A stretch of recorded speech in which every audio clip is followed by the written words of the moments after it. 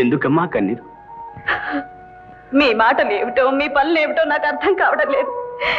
మీరు నన్ను ఏ విధంగా అర్థం చేసుకున్నారో కానీ ఈ శాంత అంత నీచురాలు కాదు. ఏమండి ఏమండి ఏమైందండి? ఏమండి ఏమిటండి బాధ? నా బాధ నీకు తెలియదు.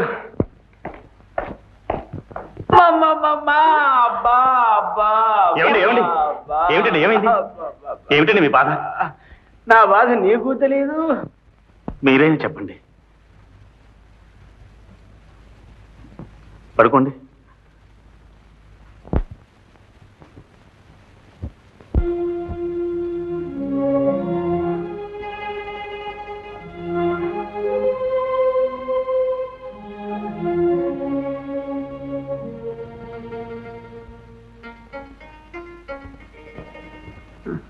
ఆశ్చర్యంగా ఉంది.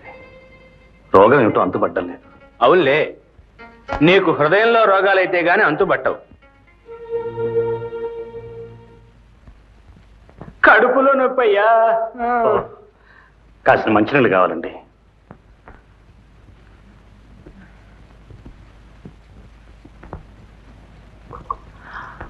అమ్మమ్మా,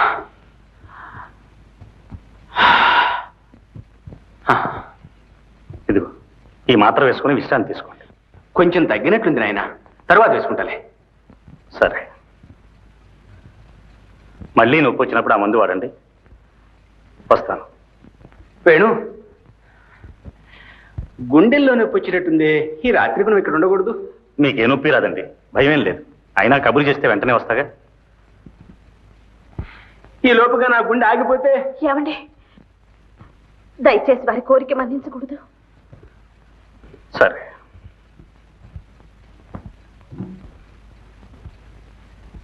శాంత, నువ్వు కూడా ఇలా కూర్చో.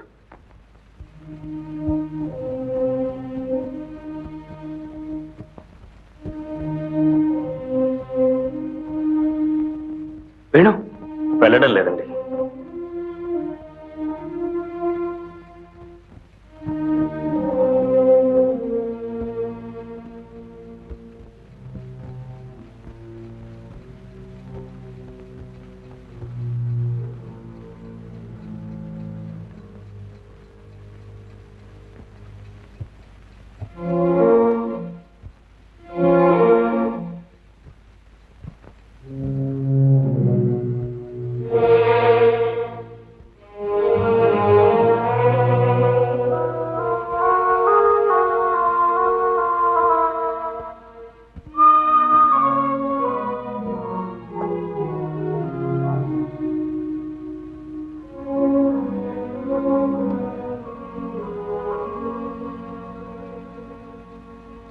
ఏమిటిది?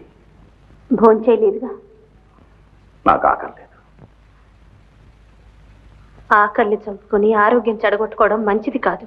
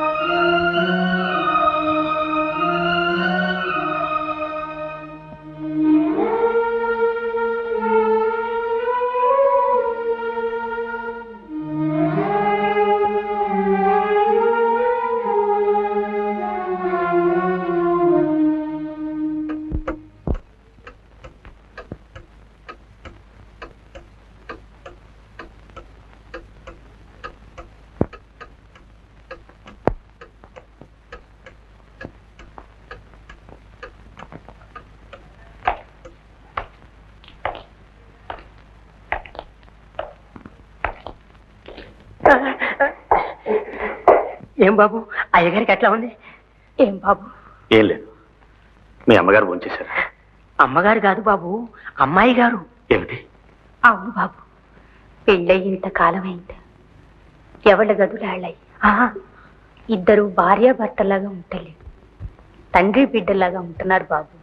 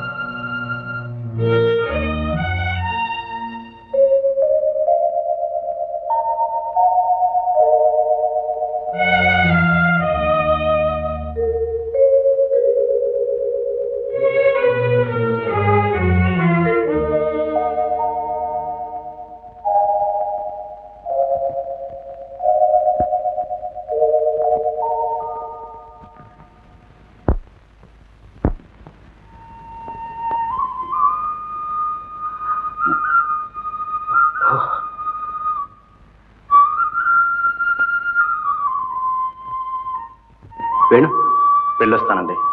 మంచిది నాయన, అవసరమైతే కవర్ చేస్తాలి. బహుశా అవసరం ఉండదేమో. వస్తా.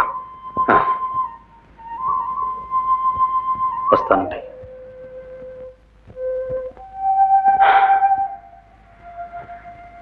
శాంత, నాకు వయస్సు మీరింది. ఏ క్షణంలోనైనా కన్ను మూయవచ్చు. నేను చనిపోయిన తరువాతనైనా నీకు నచ్చిన యువకుణ్ణి పెళ్లి చేసుకుంటానని మాటివ్వు.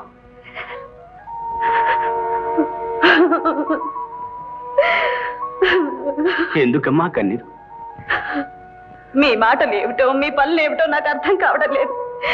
మీరు నన్ను ఏ విధంగా అర్థం చేసుకున్నారో కానీ ఈ శాంత అంత నీచురాలు కాదు.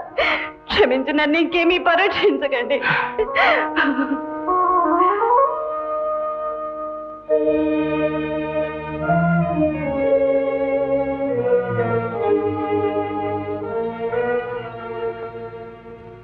విన్నావా సుశీల? నేను ఈ లోకంలో లేకుండా నీ దగ్గరకు వచ్చేస్తే శాంత జీవితం బాగుపడుతుందనుకున్నాను. కానీ అలా జరిగేటట్టు లేదు.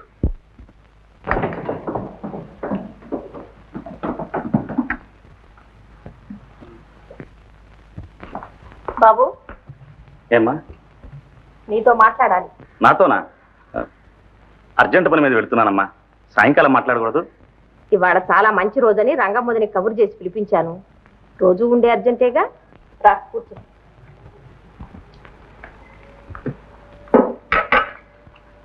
ఎంత మంచివాడు తల్లి చెప్పగానే చక్కగా వచ్చి కూర్చున్నాడు.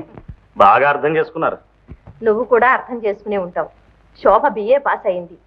రంగమ్మకు ఒక్కగానొక్క బిడ్డ. ఉన్న ఆస్తి అంతా ఆ పిల్లదే. బాగుంది. మా నాయనే మాతండ్రి. ఈ లగ్నాల్లోనే అమ్మాయి పెళ్లి చేయాలని రంగమ్మదిని ఉద్దేశం. ఇకనే కానివ్వండి. ఇక లగ్గం పెట్టడమే తర్వాతనే. అబ్బాయి కూడా ఒప్పుకున్నట్టే. ఎవరండి ఆ అబ్బాయి? నేను ఎప్పుడు చూడలేదు. హాస్యం కాదురా, నీకే శోభనిచ్చి పెళ్లి చేయాలని నా ఉద్దేశం. అమ్మా, జరిగింది ఏదో జరిగిపోయింది. ఇక నుంచి నా పెళ్లి విషయంలో ఎప్పుడు జోక్యం కలిగించుకోవద్దు. అంటే ఇంట్లో నేనేమీ కానన్నమాట. కాకపోవటం ఏంటమ్మా? ఈ ఇల్లంతా నీది, ఆస్తి అంతా నీది. నీ ఇష్ట ప్రకారమే ఇంట్లో నేను ప్రవర్తిస్తాను. నీకు కష్టం కలిగించే ప్రసక్తి వచ్చినప్పుడు మాత్రం నీకు బాధ కలగకుండా తప్పుకుంటాను. బాబు,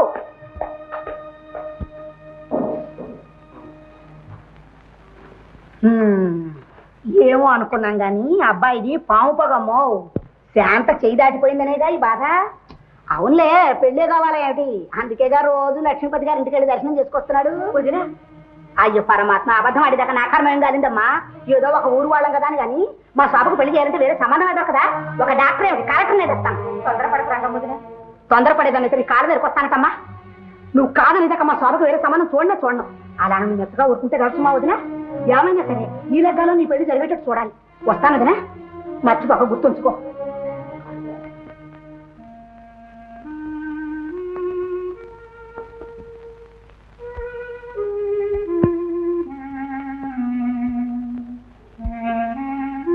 అత్తయ్య, రా అత్తయ్య, కూర్చో. అక్కర్లేదు. నా మీద కక్ష సాధిస్తున్నావా? నేనా? అవును, నీ ప్రవర్తన అలాగే ఉంది. నా బిడ్డను నాకు కాకుండా నీ చేతిలో కీలుబొమ్మని చేసుకున్నావు. నీ పెళ్ళై కూడా నీ చెప్పు చేతల్లో ఉంచుకుని వాడికి పెళ్లి కాకుండా చేస్తున్నావు. అత్తయ్య, నేనే పాపం ఎరగనత్తయ్య. పాపం నంగనాచి. నీ చెల్లెలి శోభ మా వేణుని పెళ్లి ఆడాలని ఎంతో ఉవ్విళ్ళు ఊరుతుంటే చూడలేక రహస్యంగా. అత్తయ్య. సుందరమ్మ, పర్వాలేదు. ఇంత సిగ్గులేని మాటలని నీవు సిగ్గుపడటం చాలా చిత్రంగా ఉంది. మీకు తెలియదు అన్నయ్య గారు. నా ఇంట్లో సంగతి నాకు తెలియకుండా నీకెలా తెలిసింది చెల్లెలా? అది కాదు అన్నయ్య గారు, ఈ శాంత ఒకనాడు వేణుని ప్రేమించింది, పెళ్లి చేసుకోవాలని మనస్ఫూర్తిగా అనుకుంది. అదేనా నువ్వు చెప్పే రహస్యం? ఇదిగో సుందరమ్మ, నువ్వు చాలా యోగ్యురాలు అనుకున్నాను. ఈ మాట ఇంకెవరైనా అనున్నా, లేక వెనకట్లాగా నేను తాగుళ్ళో ఉండి ఉన్నా నువ్వు తిరిగి ఇంటికి వెళ్ళేదానివి కాదు. మీరు మాట్లాడకుండా వెళ్ళి ఇక్కడి నుంచి వెళ్ళు.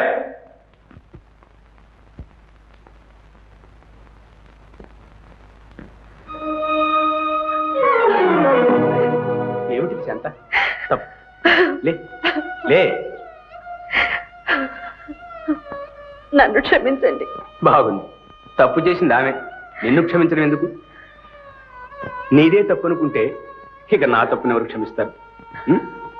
పిచ్చిదా, నువ్వు నన్ను ఇంకా అర్థం చేసుకోలేదు.